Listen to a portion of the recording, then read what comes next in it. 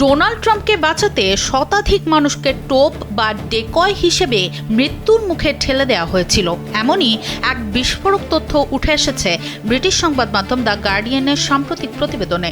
ইরানের সম্ভাব্য হামলা থেকে প্রেসিডেন্টকে রক্ষায় এয়ারফোর্স ওয়ান থেকে তাকে গোপনে সরিয়ে নেওয়া হলেও বিমানে থাকা সাংবাদিক ও কর্মকর্তাদের হুমকির বিষয়টি না জানিয়েই যাত্রা চালিয়ে যাওয়া হয়। প্রেসিডেন্টকে সরিয়ে নেয়ার এই সাজানো নাটকের সত্য সামনে আসতেই এখন তোলপাড় শুরু হয়েছে মার্কিন রাজনীতিতে।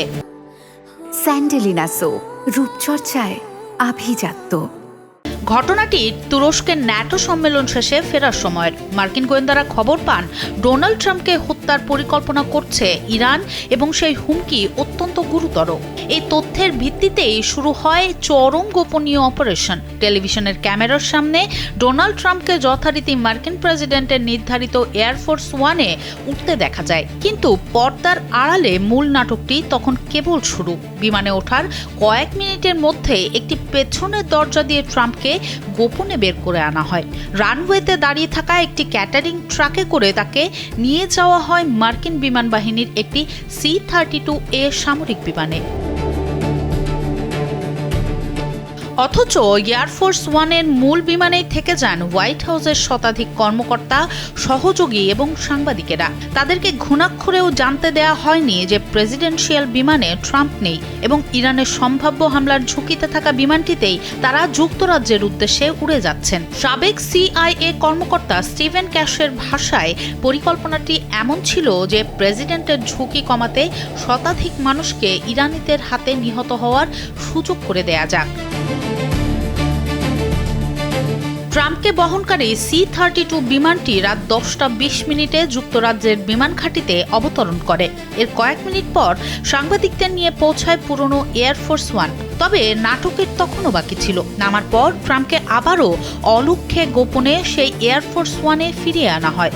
ফলে আলোকচিত্রীরা যখন ছবি তোলেন তখন দেখা যায় ট্রাম্প সেই পরিচিত প্রেসিডেন্টের বিমান থেকে নেমে আসছেন।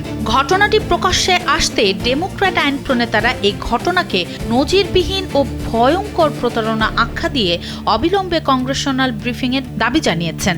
তারা প্রশ্ন তোলেন, যে বিমানটিকে প্রেসিডেন্টের জন্য অতিরিক্ত বিপজ্জনক মনে করা হলো, সেটির ভেতরে থাকা সাধারণ কর্মী ও সাংবাদিকদের সুরক্ষায় কী পদক্ষেপ নেওয়া হয়েছিল?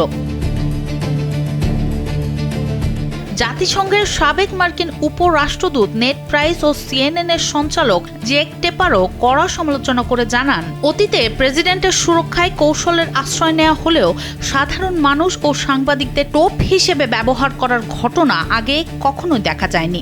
বিতর্কের মুখে ট্রাম্প জানান তিনি কেবল সিক্রেট সার্ভিস ও সামরিক বাহিনীর নির্দেশনা মেনেছেন।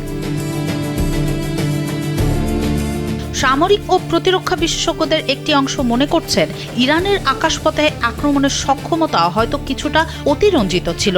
তবে সাবেক রাষ্ট্রদূত জেমস জেফ্রির মতে ইসরায়েলি কিংবা মার্কিন গোয়েন্দাদের কাছে হয়তো ট্রাম্পকে হত্যার বিষয়ে কোনো নির্দিষ্ট ও গুরুতর তথ্য ছিল, যা গোপন রেখে সিক্রেট সার্ভিস এই নজিরবিহীন পদক্ষেপ নিতে বাধ্য হয়। তবে সাংবাদিক ও রাজনৈতিক মহল এখন প্রশ্ন তুলছে, প্রেসিডেন্টের নিরাপত্তা নিশ্চিত করতে গিয়ে শতাধিক মানুষের জীবনকে এভাবে ঝুঁকির মুখে ফেলা এবং সত্য ধামাচাপা দেয়া কতটা যুক্তিযুক্ত?